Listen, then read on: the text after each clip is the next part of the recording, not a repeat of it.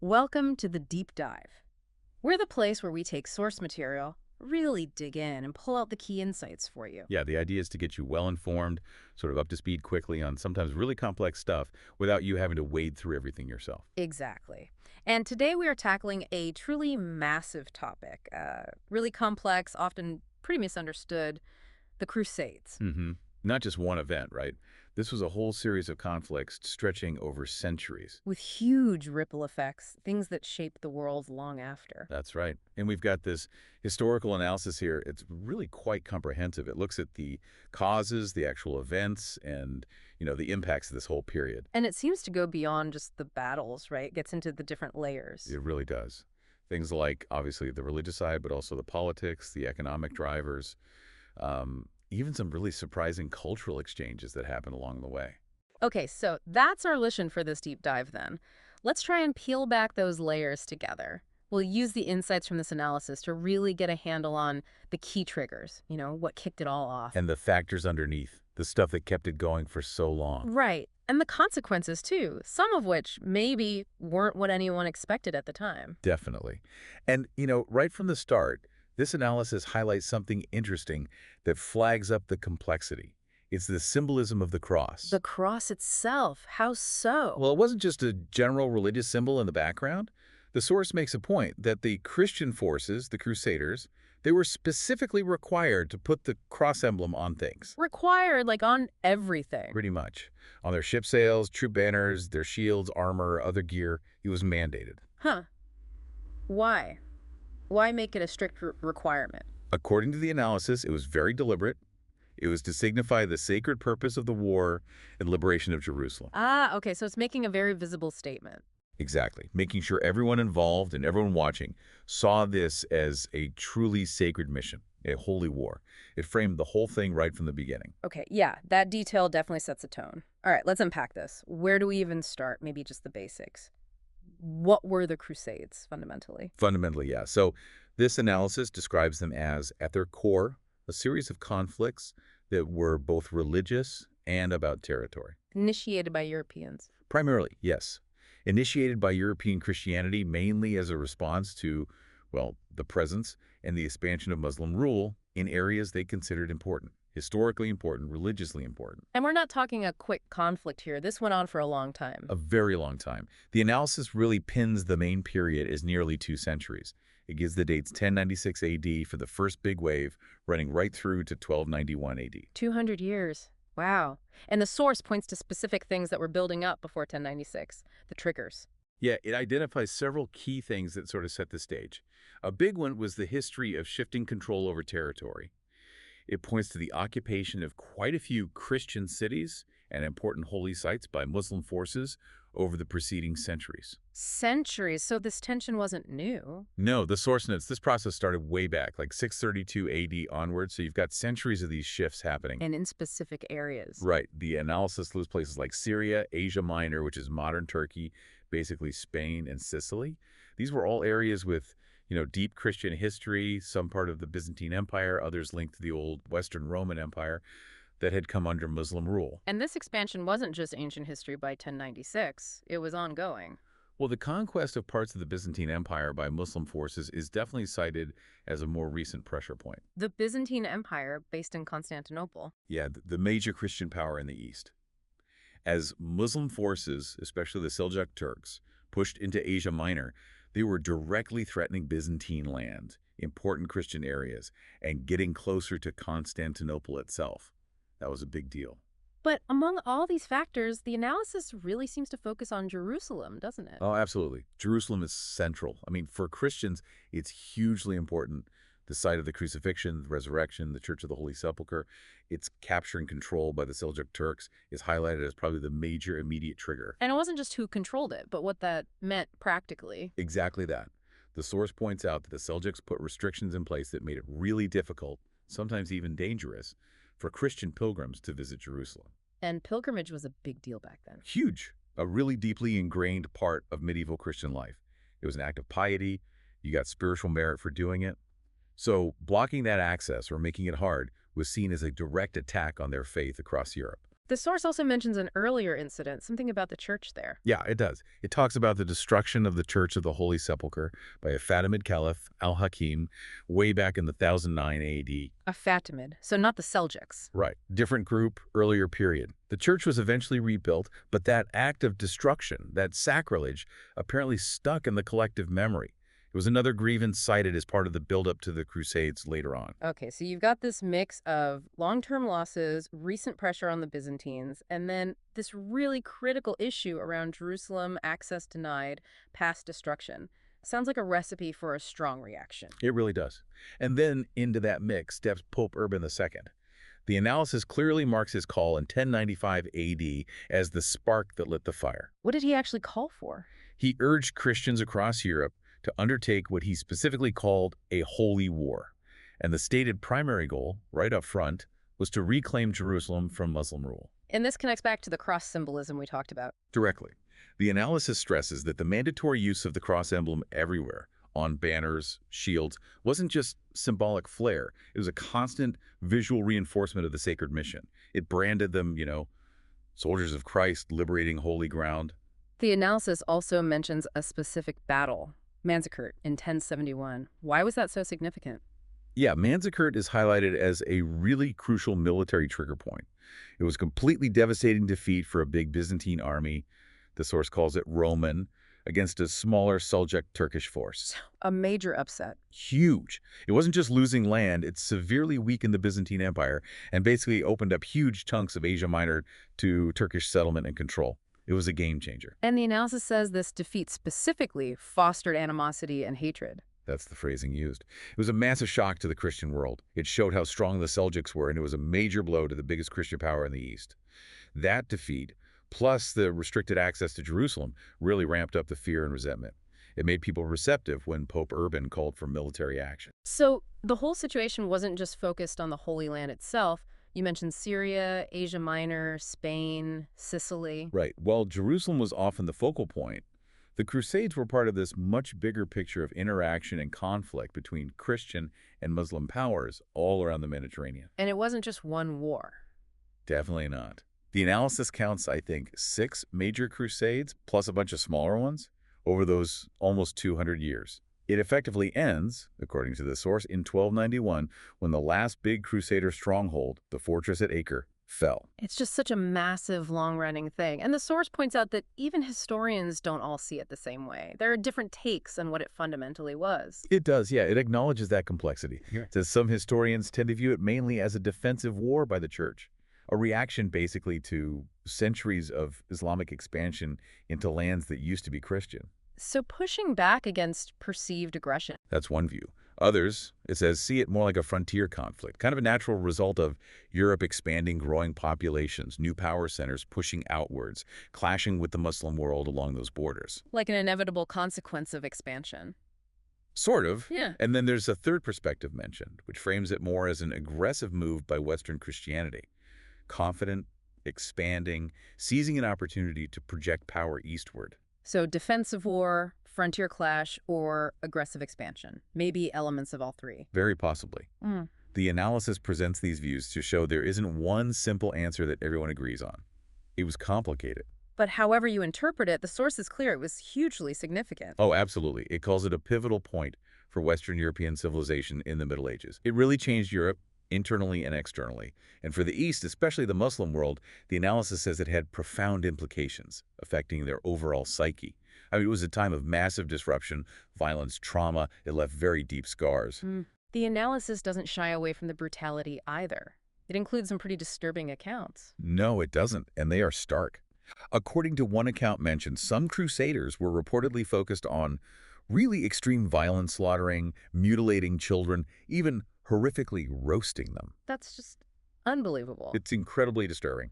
And there's another account cited that describes the deliberate planning for the total extermination of everyone in Jerusalem, specifically mentioning Muslims of all ages and genders when the city was first captured. The scale of the intended violence is chilling.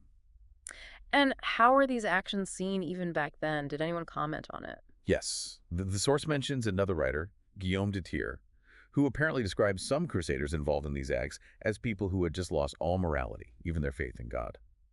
The analysis itself kind of acknowledges the difficulty here, noting the challenge for anyone documenting this stuff to remain neutral. It's hard to report on such acts without being affected. But then, here's where it gets really interesting, you said.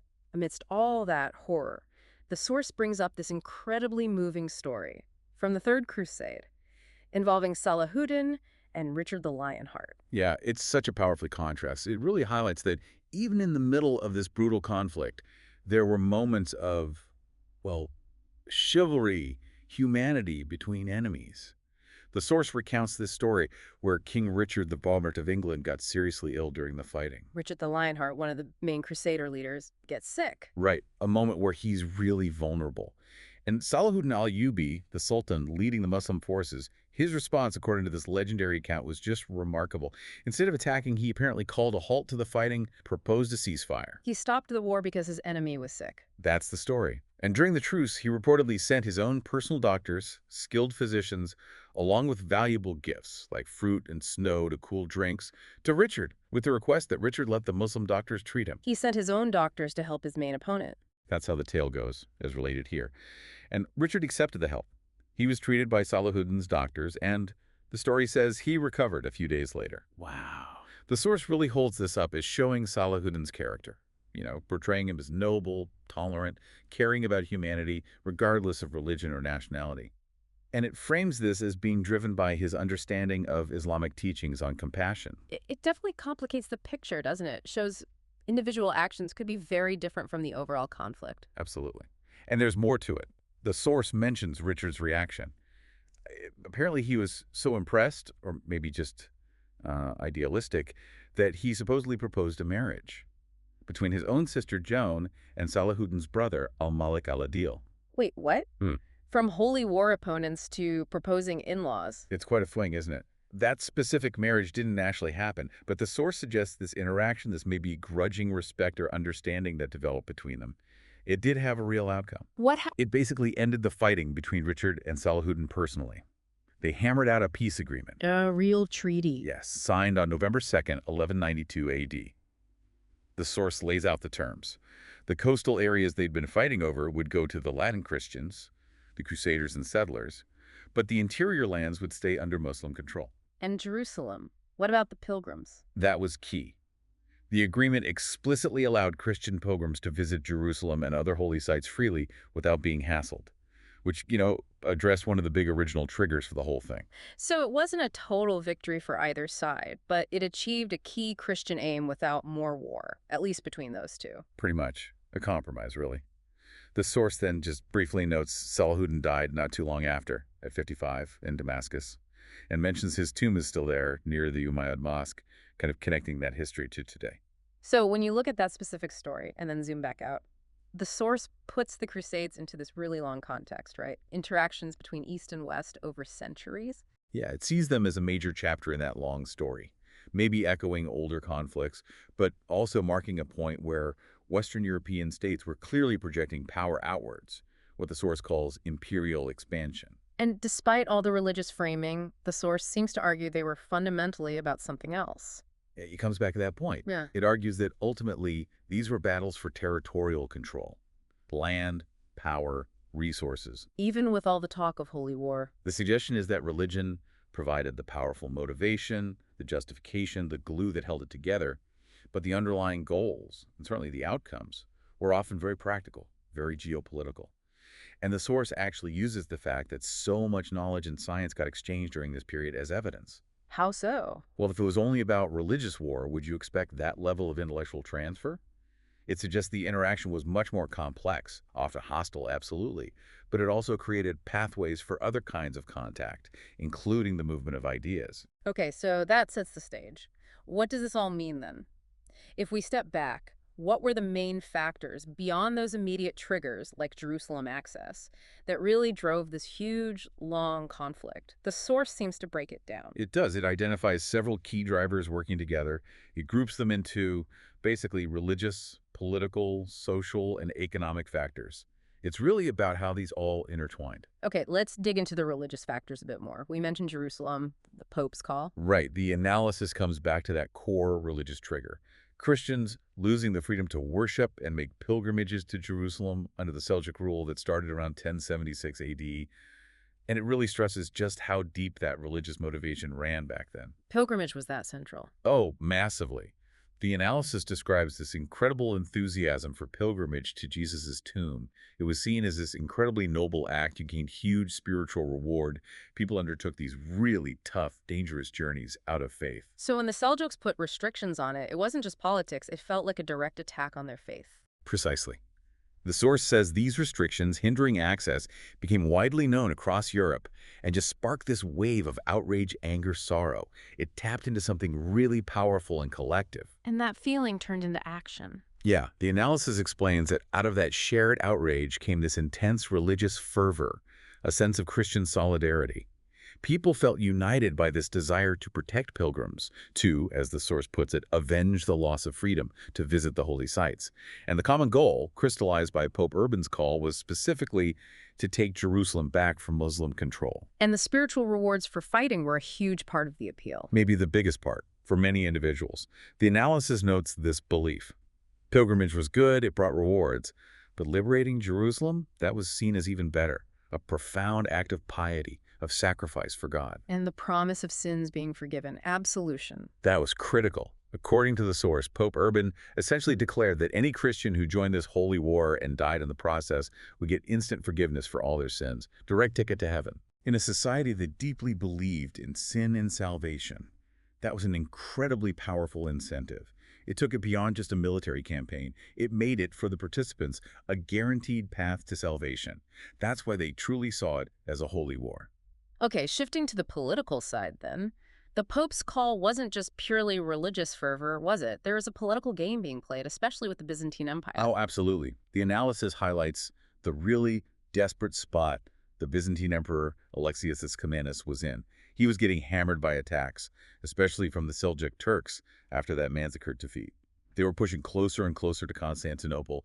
He needed help, badly. And he reached out to the Pope in Rome, even though the Eastern and Western churches weren't exactly close. Right, they'd had the big split, the schism, in 1054, so appealing to the Pope was a major step. But the source says Alexius saw it as his only real hope to get back lost territories and just survive. A calculated move out of desperation. Pretty much. And Pope Urban, the analysis notes, he was sympathetic, sure, but he also spotted a massive political opportunity for the Roman Church. An opportunity to extend Rome's power. Exactly. According to the source, part of the deal was that Emperor Alexius supposedly agreed to put his church under the Pope's authority in Rome. The analysis explicitly says the Pope's political goals included potentially healing that church split, uniting the Greek Orthodox Church with Rome under his leadership. That would massively boost the Pope's power and prestige. So the public reason was helping Christians, reclaiming holy lands. But behind the scenes, there were these big strategic aims for the papacy. The source draws that distinction clearly. Once he had this understanding with the Byzantines, Pope Urban made his move at the Council of Clermont in 1095. He launched this incredibly powerful religious narrative. Framing it as a fight against invaders. Yes, framing Muslims as invaders who were oppressing Christians, desecrating holy sites. It was designed to hit all the emotional and religious buttons. And it obviously worked. Incredibly well. The analysis says it ignited this massive wave of war spirit and religious pride all across Europe. People from all walks of life were suddenly willing to travel thousands of miles, face unbelievable dangers for this cause, an unprecedented mobilization. But it wasn't just about European politics. The analysis says the situation within the Islamic world was also a key factor. Yes, this is crucial for understanding why the Crusades happened when they did and why they had some initial success. The source describes the Islamic world at that specific time as being politically weak and fragmented. What do you mean fragmented? Basically, a lack of unity, lots of internal fighting and division. For instance, the powerful Seljuk dynasty that had defeated the Byzantines. After their strong leader Malik Shah died in 1092, they fell into serious internal power struggles. This weakened their grip on the lands they'd conquered. So the timing was important, and other Muslim powers were weak too. Yeah. The analysis says the Fatimid dynasty down in Egypt, who controlled places like Palestine at times, was in a state of political paralysis, weak leadership, internal problems. And Spain, you mentioned that earlier. Islamic rule in Spain was also shaky. Lots of internal conflict between local rulers. And adding to the mess, you had these major dynasties, The Fatimids in Egypt, the Abbasids in Baghdad, the remnants of the Umayyads in Spain, all claiming to be the true caliph, the leader of all Muslims. So multiple people claiming the top job, competing with each other. Exactly. They weren't just different states, they were rivals for the ultimate religious and political authority. This meant deep instability and division. They often spent more energy fighting each other than uniting against an outside threat like the Crusaders. And the Europeans saw this disunity as an opening. That's the conclusion here. This internal weakness basically encouraged Christian rulers in Europe to go on the offensive. They saw a chance to attack and grab territory they felt had been wrongly taken from Christian rule in the past. Places like Edessa, Antioch, Jerusalem itself, they established crusader states there, aiming to expand Christian power. So European ambition met Islamic division, a perfect storm politically. You could say that, yeah. Okay, let's shift again. What about the social factors? The source talks about Europe's social structure back then. How did that feed into the Crusades? It details that classic medieval feudal structure. You had the clergy at the top, priests, bishops, monks, hugely respected, very powerful. The Catholic Church dominated everything, and its leaders had immense influence, spiritual, political, social. Their word carried a lot of weight. Absolutely. Then you had the warrior class, the knights, the nobles, the military aristocracy, also highly respected, powerful. Their whole identity was tied up in fighting, defending land, honor, gaining status through military skill. War was kind of their job. So the church provided the justification, the warriors provided the muscle. Right. And then below them, you had the vast majority of people, the peasants. They worked the land, supported everyone else, but often lived in really tough conditions under the feudal system. Lots of obligations, not much power. Exactly. Limited resources, paying taxes and dues to the lords and the church, often tied to the land, difficult lives. So how does that large group of, well, often struggling peasants connect to signing up for a dangerous war thousands of miles away? This ties right into the economic factors the source brings up. Think about their situation, pressure from taxes, lords, few chances to get ahead. So the Crusades weren't just appealing to knights looking for glory? Not at all. The analysis makes it clear there was a strong economic pitch made to the lower classes, too. They were basically promised a better life if they went and if they won. Better life how? Land, money, freedom. All of the above, potentially. The hope was to gain benefits from the lands conquered from Islam. Maybe get your own plot of land, find some plunder, or just escape the burdens of feudalism back home. A chance for a fresh start. So it was presented as an opportunity. Definitely. That tangible prospect of maybe getting ahead economically, combined with the huge spiritual promise of salvation, plus maybe some social pressure or desire for adventure, it all encouraged huge numbers of ordinary people to volunteer. It wasn't just pure faith. Practical hopes were mixed in. The analysis also threw in a couple of other quick factors. Yeah, just reinforcing things. It mentioned, again, the weakness from Islamic infighting, and it also pointed to the rise of new, energetic European powers around that time. Places like the merchant cities of Venice and Genoa in Italy, and the Normans who had recently conquered southern Italy and Sicily. So new players on the scene also looking for opportunities. Exactly. They were commercially ambitious, militarily strong, and saw chances in the East, too. It adds another layer to the European capacity and motivation to launch these expeditions. So it really was this complex mix: defensive reaction, religious duty, political ambition, social pressures, economic hopes, internal weaknesses on the other side, all coming together. Yeah, it paints a much richer, messier picture than just religion versus religion. Okay, so that's the why. Now, what about what happened next? The impacts. What's fascinating here, you said, is that it wasn't just destruction. This source says the Crusades actually led to major changes, some unexpected. That's a really key takeaway from this analysis. It argues the Crusades were unforgettable, precisely because they forced such intense contact between these two major civilizations, the Islamic world and Western Europe. Even though the contact was mostly hostile? Often hostile, yes, but intense and prolonged. And that forced contact, paradoxically, led to a deeper understanding, or at least awareness, of each other's cultures. And it brought about really significant changes for both sides in lots of different areas. Did one side benefit more than the other, according to the source? It does suggest that if you're looking at long-term development, maybe material benefits, the impact was arguably more beneficial for the West. But it stresses there were undeniable changes in both worlds. Let's maybe start with the economic impact. Okay, how did the Crusades change the economy, especially for the West? The analysis points to pretty significant economic growth in the West resulting from this period, especially compared to the Islamic world at the time. And the main driver was this huge Western appetite for trade expansion, and specifically importing luxury goods from the East. Luxury goods, like what? Things Europe didn't have or couldn't produce easily. Spices were huge. Pepper, cloves, cinnamon, vital for food, medicine, perfumes, exotic woods, silks, other tropical products.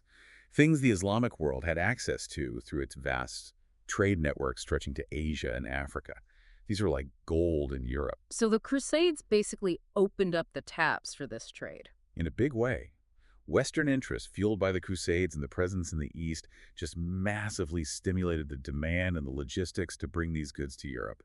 And it wasn't just spices. Think luxury textiles, beautiful carpets, rugs, fine fabrics like silk, satin, damask. Crusaders saw them, brought them back, and suddenly everyone wanted them. So it changed what people wanted to buy in Europe. Absolutely. And this booming trade had huge effects. Obviously, it made merchants rich, especially in port cities like Venice and Genoa that controlled the shipping roads. But the source says it also had big social and cultural impacts. Europe became much more exposed to and interested in the material culture and wealth of the East. And did the East benefit economically, too? Well, they gained bigger markets for their goods in the West, which increased the value of those goods. So yes, there were economic interactions flowing both ways, even if the long-term structural benefits leaned towards Europe, according to this view. Okay, trade makes sense. What about architecture? That seems less obvious. It's fascinating, isn't it? The analysis highlights the impact on art and architecture, especially in the areas where Crusaders were present for long periods, like Egypt, Syria, Palestine. That constant contact led to styles influencing each other. So European styles started showing up in Middle Eastern buildings. That's what it says. Buildings in those regions started incorporating Western architectural features that locals found appealing, maybe beautiful and charming, as the source puts it. Designs, ornaments, motifs that weren't typical in Islamic architecture started appearing in mosques, schools, hospitals. Like a fusion style developing. Exactly. A unique hybrid emerged. The source gives this amazing specific example. Actual doors taken from Christian churches in Acre, after the Crusaders were defeated there, were installed in the Al-Nasir Mosque in Cairo. Wow, literally taking pieces from one building and putting them in another across faiths. It's a powerful image, isn't it? Yeah. It shows that direct adoption. The analysis argues this created a whole new look, a unique blend of Western and Islamic elements in the architecture of the time in those places. Okay, trade, architecture. What about knowledge? Did ideas travel too? A huge amount, according to the source. It identifies Syria and the Crusader states in the Levant as key places where knowledge flowed from the, frankly, more advanced Arab scholarship of the time into European Christian culture. How did that happen? Through Crusader studying. The source suggests the average Crusader, the Frankish soldier, probably interacted more with ordinary locals than with intellectuals, but there were definitely specific scholars and interested individuals who actively sought out and translated Arabic knowledge. Can you give some examples from the source? Sure, it lists several important ones. There was Adelard of Bath, an English scholar who traveled in the region, places like Antioch, early 12th century.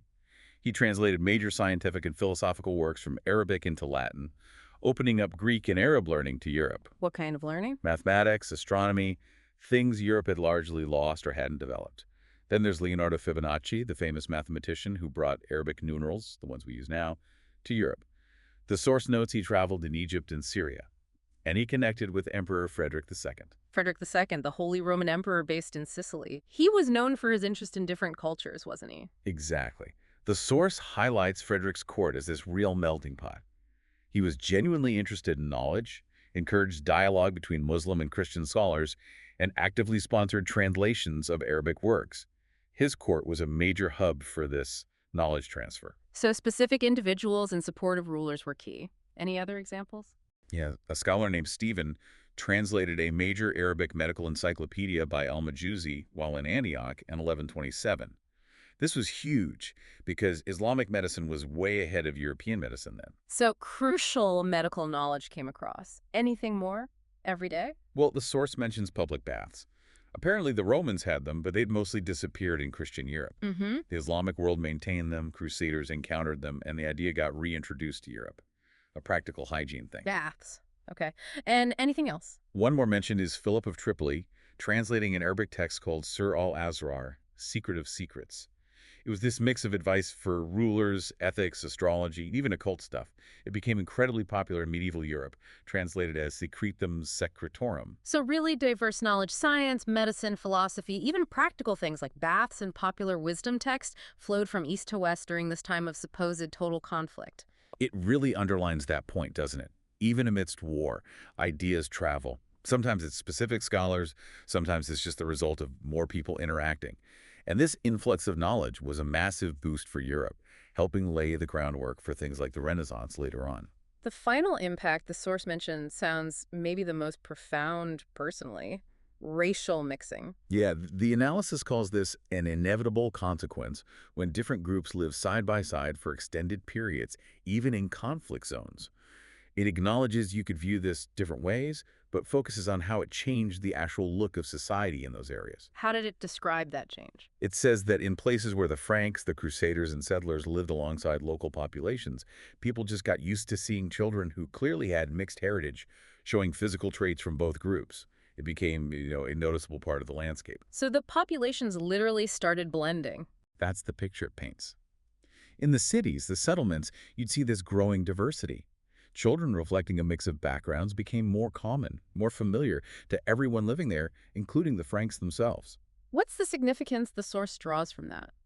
It suggests that even with all the conflict, these situations created opportunities for, well, integration on a very basic human level. It likely wasn't simple or easy, but over time, this mixing helped shape societies in those specific regions that were more ethnically diverse, maybe even developing some shared local culture despite the different origins. Okay, so putting it all together then, the Crusades were clearly this massive, incredibly complex historical event. Absolutely. You had this powerful religious driver reclaiming Jerusalem, but as this analysis shows, it was just deeply tangled up with politics, economics, social structures. It wasn't just one thing. And the triggers weren't simple either. It was this buildup of issues, losing access to holy sites, border conflicts, plus European powers seeing political and economic chances. Exactly, a convergence. And the impacts went way beyond the battlefield. This intense contact, born out of war, ironically spurred huge changes in trade, in architecture, in the flow of knowledge. And the source suggests the West might have gained more materially in the long run, but also acknowledges the huge cost, the suffering and destruction, especially for the Muslim populations caught up in it. Yes, it's crucial to remember that cost. It wasn't just abstract change. It involved immense human suffering. So understanding the Crusades, based on this analysis anyway, isn't just about dates and battles. It's really key to understanding the complicated, sometimes contradictory relationship between these two major civilizations over centuries. Yeah, they were a real turning point, a crucible that shaped both the East and the West in fundamental ways. So maybe a final thought to leave you, the listener, with based on all this. Yeah. Just think about this paradox. You have this period driven by explicitly religious goals, political ambitions, economic desires, leading to immense conflict. Yet at the same time, as this analysis describes, it unintentionally sparks this huge exchange of knowledge, culture, architectural styles, even changes the human makeup of regions through mixing. Hmm. What does that tell us about history? About how these big events unfold with consequences nobody planned for? How conflict and connection can be so deeply intertwined? It definitely shows history isn't simple, is it? The results are often messy, unexpected, and rarely fit into neat boxes. Lots to think about there. Indeed. Well, thanks for joining us for this deep dive into the Crusades. We hope this has given you a clearer, maybe more nuanced, and perhaps even surprising look at this really pivotal time in history. Yeah, there's always more to learn, of course. But hopefully this gives you a good handle on the main forces at work and the lasting effects. Absolutely. Keep digging, keep exploring. We'll be back soon with another deep dive.